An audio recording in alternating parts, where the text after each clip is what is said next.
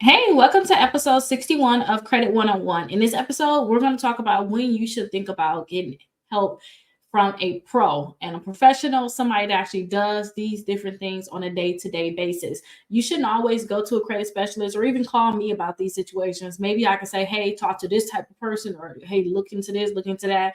But most times, I can't help you with these different things. So I want to talk about these certain situations and give you tips if you guys are facing these different things.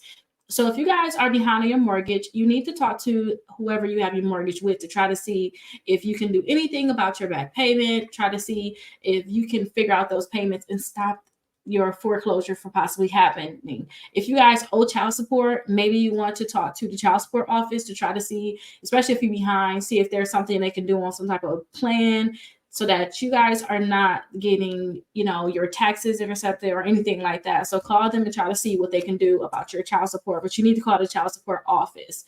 If you owe taxes, make sure that you call the IRS, try to see if you can get on a payment plan. If it's state taxes, call them too. They will be willing to help you.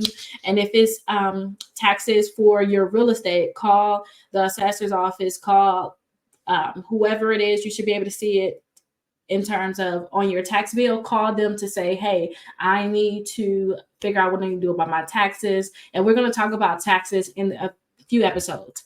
Also, if you guys are facing eviction, you need to talk to your landlord, or you need to talk to whoever it is at the courts that maybe they already put your eviction in. You need to talk to them, and you need to go through the process, or even talk to an attorney to try to see what you can do to avoid this eviction.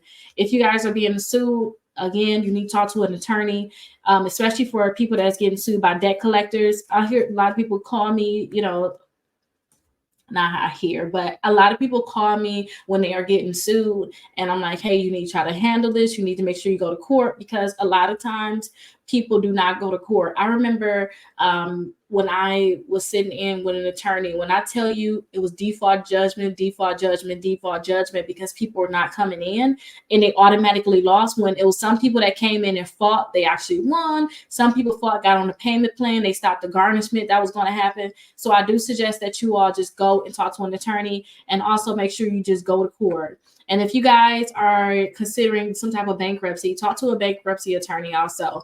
And usually people want to do bankruptcy, but it really depends on how much debt you have.